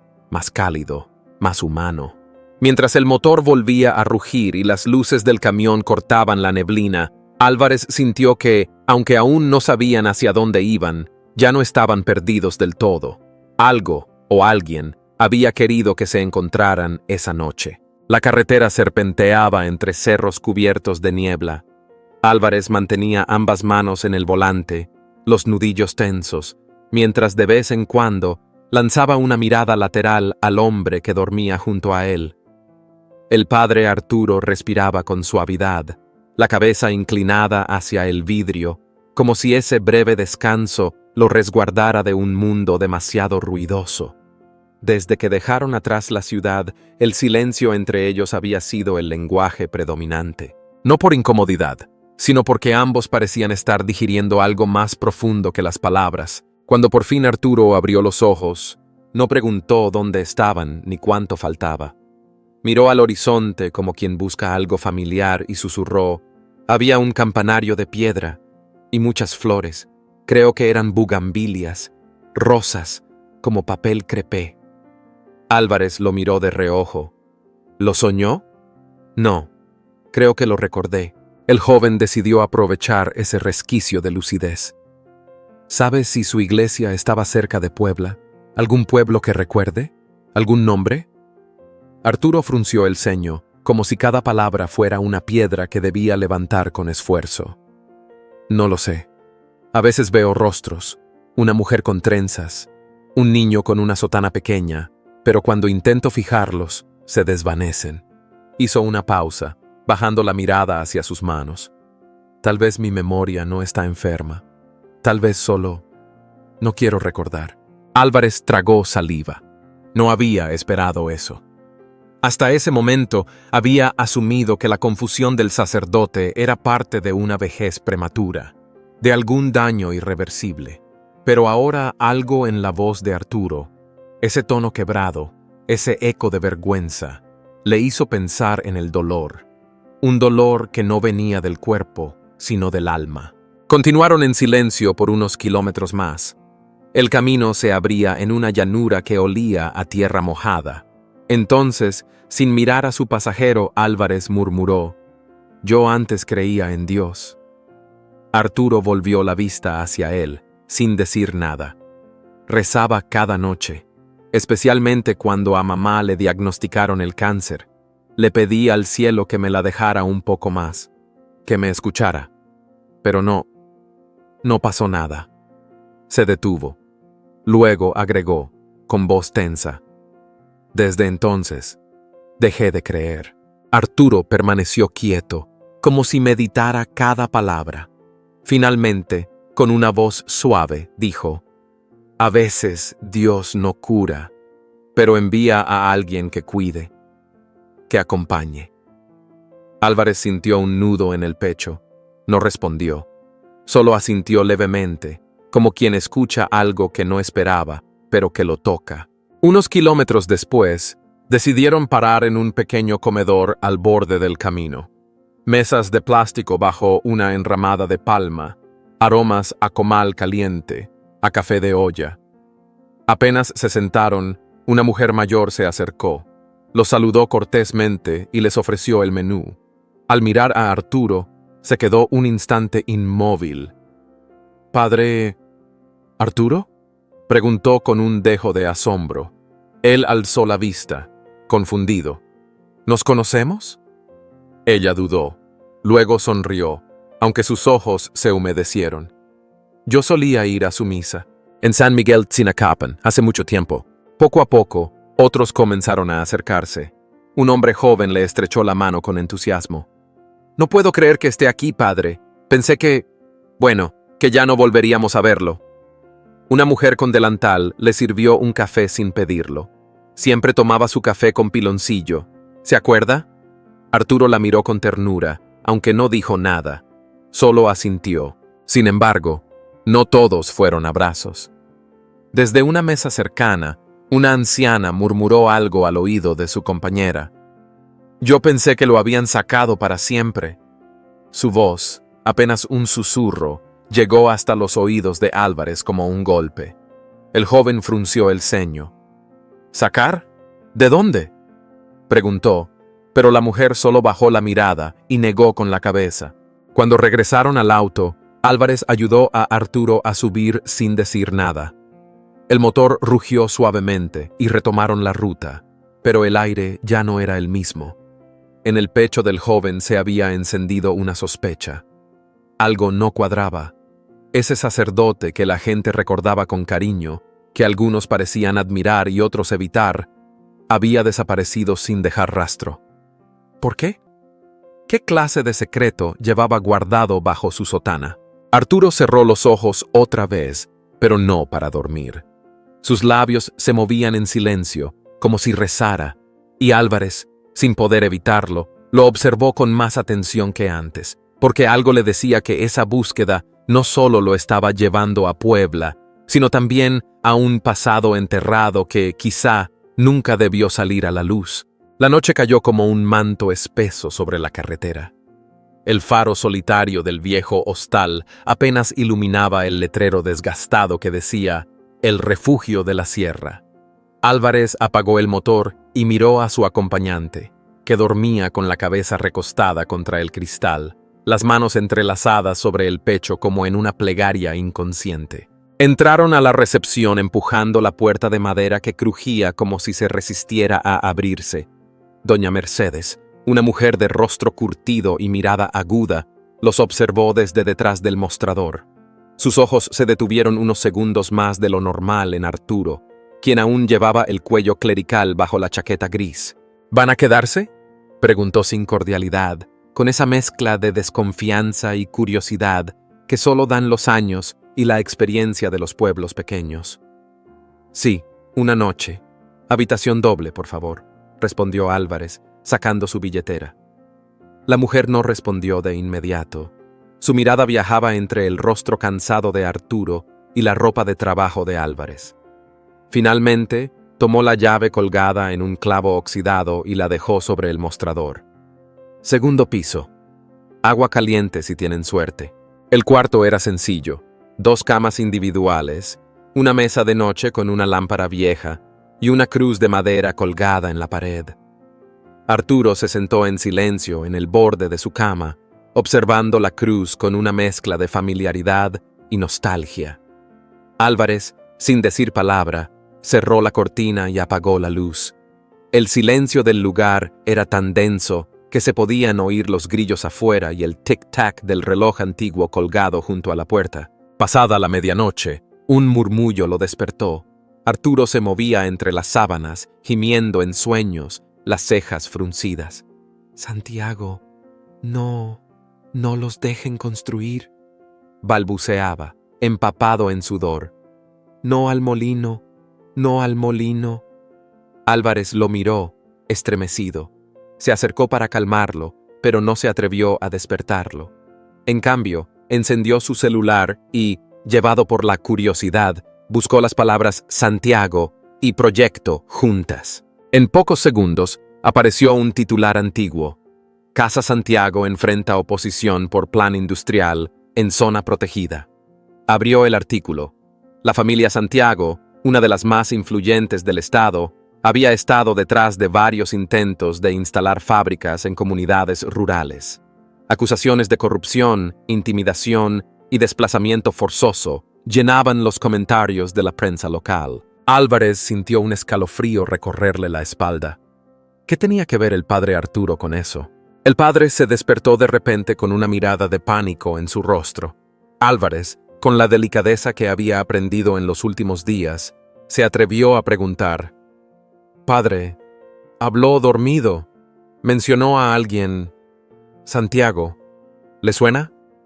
Arturo lo miró largo rato, luego cerró los ojos, como buscando en un archivo desordenado dentro de su mente. «Recuerdo una plaza, gente reunida, pancartas, una escuela a punto de cerrar. Yo estaba ahí, hablaba fuerte, gritaba, creo. Nadie puede invocar a Dios para destruir a su prójimo. Eso dije. Y después, alguien me miraba entre la multitud. No era del pueblo. Recuerdo sus ojos, fríos, no sé más. Mientras el sacerdote hablaba, su voz se quebraba en ciertos puntos, como si cada recuerdo fuera una astilla que aún dolía al tocarla. Álvarez no quiso presionar, pero algo dentro de él le decía que estaban empezando a acercarse a la verdad. Más tarde, bajó solo a buscar algo de beber. Doña Mercedes estaba sentada en una mecedora, tejiendo. Sin mirarlo, comentó: «Anoche soñé con fuego. Siempre que sueño así, alguien anda revolviendo cenizas». Álvarez se detuvo, sin saber qué decir. «¿Usted ha oído hablar de la familia Santiago?», preguntó finalmente. La mujer soltó una risa seca. «¿Quién no? Esos no hacen negocios, hacen imperios. Y si uno se interpone, desaparece». Guardó silencio un momento, luego añadió con la mirada clavada en el suelo: «Una vez hubo un padre, no recuerdo su nombre, que se les enfrentó. Quiso proteger al pueblo. Dicen que lo mandaron lejos. Otros dicen que mejor no preguntar». Álvarez subió al cuarto con un peso en el pecho. El rompecabezas empezaba a mostrar forma, pero también sembraba dudas. ¿Y si Arturo no solo era víctima del olvido? ¿Y si había sido silenciado a propósito? ¿Qué clase de poder puede desterrar a un sacerdote sin dejar rastro? Esa noche, mientras el padre leía su breviario bajo la tenue luz del velador, Álvarez no pudo evitar preguntar: «Padre, ¿usted cree que está huyendo de algo?». Arturo levantó la vista, lo miró con una calma inquietante y dijo: «Creo que alguien no quería que recordara. Y eso, hijo, eso es lo que más miedo me da». El silencio volvió a envolverlos. Afuera, los perros aullaban hacia la oscuridad. El amanecer los sorprendió en ruta, con el cielo teñido de gris y un aire húmedo que presagiaba lluvia. A través de una nota vieja encontrada en un archivo parroquial, habían dado con el nombre del lugar: San Jerónimo de la Sierra, un pueblo apartado, casi borrado de los mapas actuales. Según lo que quedaba en los registros, allí había una iglesia de piedra antigua que alguna vez fue punto central de la comunidad. Arturo no dijo nada cuando lo escuchó, solo asintió, con una mirada que no era de certeza, pero sí de una intuición que le nacía del pecho. Al llegar, lo primero que vieron fue la torre de la iglesia, recortada contra el cielo encapotado. Pero ya no era la imagen de un lugar santo. Las paredes estaban cubiertas de musgo, la puerta principal rota, y el campanario, ese que Arturo alguna vez había descrito como lleno de vida, colgaba mudo, sin campana. La plaza estaba desierta.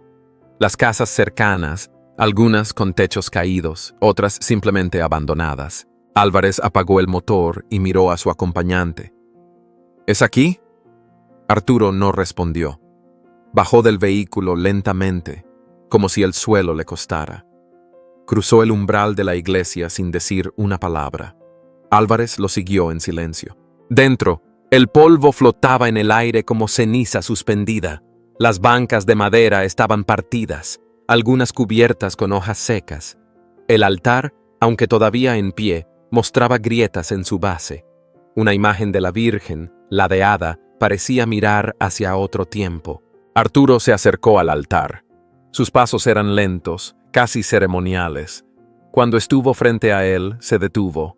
Por unos segundos no se movió. Luego, sin contenerse, se arrodilló y apoyó la frente sobre la piedra. Sus hombros comenzaron a temblar.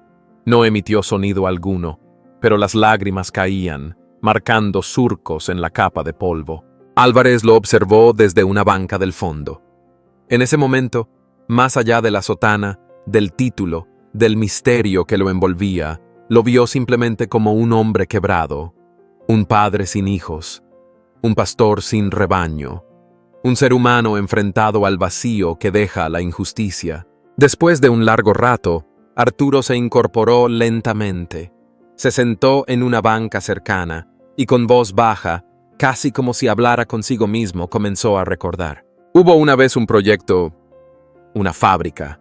Decían que traería trabajo, desarrollo, pero también sabíamos que contaminaría el río, enfermaría a los niños. Yo hablé. Desde este mismo altar, dije que ningún hombre podía usar el nombre de Dios para justificar el daño. La gente me escuchó. Se unieron. Hizo una pausa. sus ojos clavados en una grieta del suelo. Pero ellos también escuchaban. Los Santiago mandaron emisarios, promesas primero, luego amenazas, y una tarde vinieron los de traje. Dijeron que necesitaba descansar, me subieron a un vehículo, no volví a ver este lugar. Álvarez frunció el ceño. ¿Lo llevaron? Arturo asintió. Un convento, en Sudamérica. No recuerdo dónde. Allí me dijeron que debía meditar, sanar, obedecer. Pero no era meditación lo que buscaban. Querían silencio, olvido. Bajó la cabeza, sus dedos jugando con la cruz de madera que colgaba de su cuello. Escapé. Una noche de tormenta. Me caí en un barranco. Golpe en la cabeza. Me desperté en un hospital semanas después, sin nombre, sin pasado. Levantó la mirada hacia el altar. Y ahora, este lugar está muerto. Álvarez se acercó, se sentó junto a él. No está muerto, padre, solo espera. Arturo lo miró, como si esas palabras fueran un bálsamo. Se quedaron en silencio unos minutos, escuchando el crujido de las paredes viejas, el lamento del viento que entraba por las ventanas rotas. De pronto, como una chispa que encendía un recuerdo, Arturo murmuró: «Aquí fue donde una niña me entregó un dibujo. Su casa, su familia y esta iglesia con flores por todas partes. Me lo dio antes de una marcha. Me dijo que si un día yo olvidaba por qué luchábamos, mirara su dibujo». Buscó entre sus cosas. No lo tenía, pero lo llevaba grabado. Se llamaba Mariela, tenía 8 años. Álvarez se levantó. Tal vez aún haya alguien en el pueblo que recuerde. Pero Arturo negó con la cabeza. Se fueron. Todos. Cuando cerraron la escuela, cuando la fábrica empezó en otro lado, el alma del pueblo se disolvió. Antes de salir, se detuvieron frente a una pequeña pila bautismal agrietada. Arturo pasó la mano por su borde y dijo en voz baja: «Aquí bauticé a los hijos de mis amigos. Aquí creí que podía cambiar el mundo». Álvarez puso una mano en su hombro. «Quizá no cambió el mundo entero, pero cambió el de ellos. Y eso aún no se ha terminado». Arturo miró al cielo a través del techo roto. Una franja de luz se filtraba entre las nubes. Por primera vez en mucho tiempo, no sintió miedo al recordar. Sintió fe en que aún quedaba algo por reconstruir. El camino hacia la sierra era estrecho y empinado. La camioneta avanzaba despacio entre curvas cubiertas de neblina y árboles que parecían guardianes silentes. Álvarez mantenía el volante firme, concentrado, mientras el padre Arturo, envuelto en su abrigo oscuro, observaba el paisaje con ojos cargados de una melancolía serena. Iban a ver a un hombre que, según una nota encontrada entre los papeles antiguos del padre, había sido su amigo de juventud. Su nombre: Tomás Mejía, sacerdote retirado, casi ermitaño, al que pocos veían y menos aún lograban visitar. Llegaron cerca del mediodía. La casita de adobe estaba al borde de un barranco, rodeada de plantas medicinales y gallinas sueltas. Álvarez golpeó suavemente la puerta de madera. No hubo respuesta. Insistió una vez más. Finalmente, se oyó un ruido al fondo y un anciano de barba blanca, rostro delgado y ojos cansados, apareció en la entrada. Al ver a los visitantes, frunció el ceño. «No recibo visitas, menos de desconocidos», dijo con tono firme. Álvarez iba a explicar cuando Arturo dio un paso adelante. No dijo nada. Solo levantó la mirada y entonces Tomás lo vio. Sus labios temblaron. La llave cayó de su mano. Se acercó con lentitud, como si no creyera lo que veía, y finalmente lo abrazó. Un abrazo largo, callado, lleno de años guardados en silencio. «Estás vivo», murmuró Tomás. «Te creí muerto, o perdido para siempre». Dentro de la casa, el ambiente olía a café y madera vieja. Se sentaron junto a la estufa, y poco a poco, entre pausas y miradas, los recuerdos comenzaron a tejerse de nuevo. Tomás habló con voz baja, pero clara. Tú fuiste el primero en alzar la voz, Arturo, cuando todos callaban por miedo.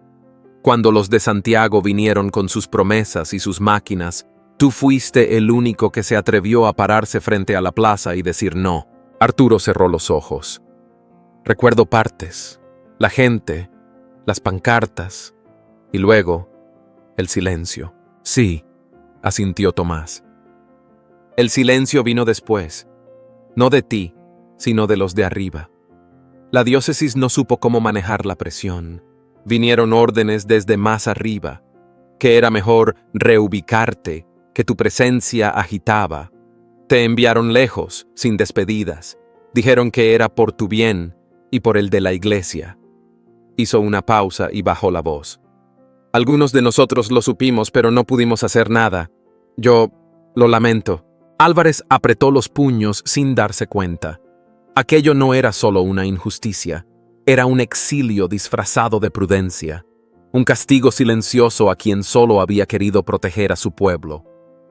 ¿Y nadie lo buscó?, preguntó con incredulidad. Muchos pensaban que habías aceptado la decisión. Otros creyeron que te habías quebrado. Hubo rumores, pero en el fondo nadie sabía con certeza. Y los de Santiago, al final, igual se impusieron, solo que más tarde, más despacio, más sucios. El silencio se instaló un instante. Arturo miraba al fuego, como si viera allí las llamas de su propia historia. Entonces, Tomás se levantó y buscó algo en un cajón. Regresó con un papel doblado. Este es el último sitio donde supimos que podrías volver. El monasterio de San Jerónimo, en las afueras de Puebla. Algunos de los hermanos siguen allí. Esperan por ti. Siempre esperaron. Arturo tomó el papel con manos temblorosas. ¿Aún queda algo de lo que fuimos? Tomás sonrió con tristeza. Tal vez no lo mismo, pero sí lo suficiente como para empezar otra vez. De regreso a la camioneta, Álvarez caminaba en silencio. No quería interrumpir los pensamientos del sacerdote, pero en su interior algo se removía. Desde que emprendieron ese viaje, él había sido solo un conductor, un trabajador más. Pero ahora, algo era distinto. Ya no llevaba a un anciano extraviado. Llevaba a un hombre que fue despojado de su historia y que ahora, paso a paso, la iba recuperando. Mientras arrancaba el motor, Álvarez miró al sacerdote y pensó, tal vez este viaje no es solo para él. Tal vez también es para mí. No lo dijo en voz alta, pero en ese instante supo que lo acompañaría hasta el final. Porque llevar a Arturo de vuelta no era solo una ruta en el mapa.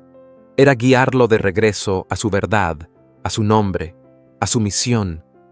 El camino hacia el monasterio era estrecho, bordeado de cipreses altos que parecían custodiar el silencio de la sierra. Cuando la camioneta de Álvarez giró por el último recodo y se detuvo frente al portón de hierro forjado, el sol ya estaba bajando, tiñendo el cielo de un naranja suave. El padre Arturo descendió lentamente del vehículo. Sus pasos eran firmes, pero sus ojos temblaban, como si no estuviera seguro de lo que encontraría al otro lado de esa puerta. No pasaron ni 2 minutos cuando un grupo de jóvenes salió corriendo desde el claustro interior. Uno de ellos, con sotana clara y una expresión de asombro desbordante, fue el primero en llegar. Se detuvo en seco, como si viera un fantasma, y luego cayó de rodillas frente a Arturo. «Padre, ¿es usted de verdad?», murmuró. Arturo se inclinó, lo miró detenidamente. El rostro era distinto, más adulto, pero los ojos, esos ojos no habían cambiado. «¿Eres tú, Martín?», el joven asintió con lágrimas en los ojos. «Usted me cuidó cuando nadie más lo hacía. Me enseñó a rezar, a leer, a no tener miedo». Arturo, conmovido, le acarició el cabello como si aún fuera aquel niño flaco y callado de años atrás. «Y ahora eres sacerdote», susurró, con la voz quebrada. «Gracias a usted». Los otros jóvenes, uno a uno, se acercaron con respeto, algunos abrazando al padre, otros simplemente tocando su mano como si quisieran asegurarse de que era real. Uno le ofreció agua, otro le quitó el polvo del hombro, y, entre todos, lo guiaron hacia el interior del monasterio con una mezcla de devoción y ternura.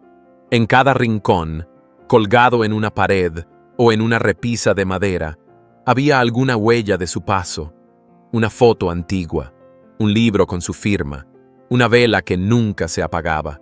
Las campanas tocaron con suavidad, no como un anuncio, sino como un suspiro del lugar mismo, celebrando el regreso de alguien que nunca debió marcharse. Mientras tanto, Álvarez se quedó de pie junto a la camioneta, observando todo desde la distancia. Se cruzó de brazos, incómodo, ajeno a ese mundo donde las emociones parecían derramarse sin vergüenza. En su rostro no había sonrisa, pero sus ojos, acostumbrados a mirar rutas y mapas, ahora se detenían en los gestos humanos, en el abrazo sincero, en la risa que brotaba del recuerdo. Sacó el teléfono del bolsillo, lo miró unos segundos y luego lo guardó. El deber lo llamaba, el viaje debía continuar. Pero antes de que pudiera subirse al vehículo, sintió una mano sobre su hombro. Era Arturo, con una pequeña caja de madera en la mano. La abrió y le mostró un crucifijo sencillo, tallado a mano, con vetas suaves y aroma a pino. «Quiero que lo tengas», dijo, «no para protegerte del camino, sino de perder el rumbo dentro de ti». Álvarez lo tomó con cuidado, como si sostuviera algo sagrado. No dijo una palabra. Solo asintió, con la mandíbula apretada, y luego extendió la mano para estrechar la del padre. No fue un apretón cualquiera. Fue una despedida cargada de algo más profundo, de gratitud, de respeto, de algo parecido a fe. Subió a la camioneta y arrancó el motor. Mientras se alejaba por el camino de tierra, no miró hacia atrás, pero en su pecho algo latía distinto. No era solo el corazón. Era como si las grietas que había acumulado durante años, la rabia, la pérdida, la soledad, comenzaran a cerrarse, no de golpe, sino como lo hace la luz cuando entra despacio por una ventana abierta. Arturo lo observó desaparecer entre los árboles. Luego, volvió la vista al monasterio, donde los jóvenes ya lo esperaban para compartir la cena. Respiró hondo. Por primera vez en mucho tiempo, no sintió que cargaba un peso. Sintió que había regresado, no solo a un lugar, sino a sí mismo. Esa noche, las oraciones en la capilla fueron más largas, más sentidas, y mientras las voces se elevaban entre las paredes antiguas, Arturo cerró los ojos. No pidió nada, solo dio gracias, porque había vuelto, y no como un fugitivo, sino como un sembrador que regresaba a ver florecer las semillas que había plantado en otros tiempos. El regreso a la rutina fue silencioso. Álvarez llegó al depósito de la empresa con un día de retraso. El supervisor, un hombre seco y meticuloso, lo esperaba con el ceño fruncido y una carpeta en la mano. ¿Cree que puede desaparecer así, sin avisar? Soltó apenas lo vio. Lo estábamos buscando. No volvió a tiempo, incumplió la ruta y ni siquiera contestó el teléfono. Álvarez bajó la mirada.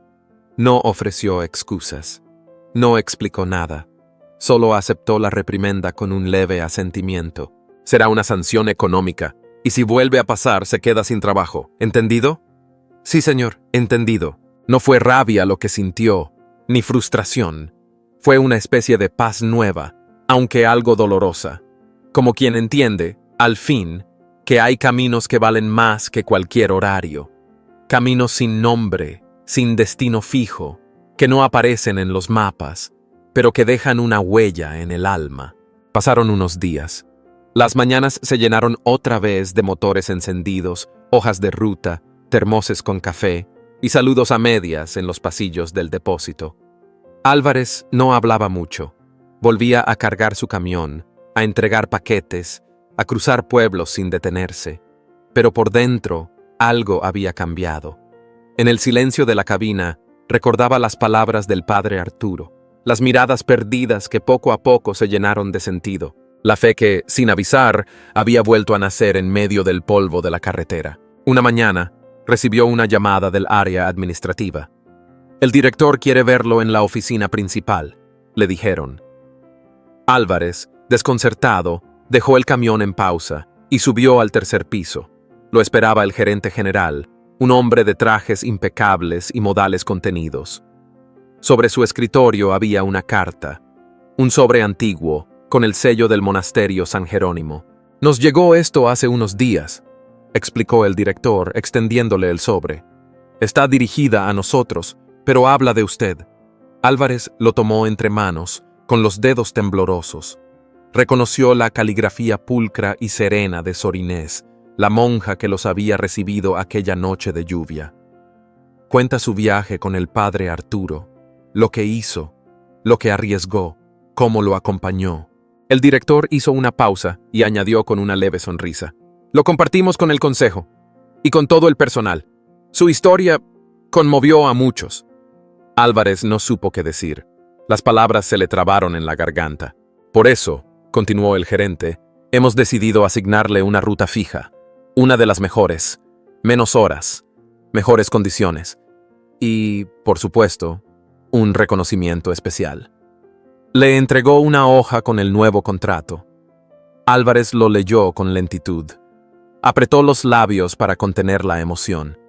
Nadie lo había premiado nunca por hacer lo correcto, por cuidar a alguien, por seguir el corazón en lugar del reloj. Salió de la oficina con los ojos vidriosos. En el bolsillo, el sobre del monasterio.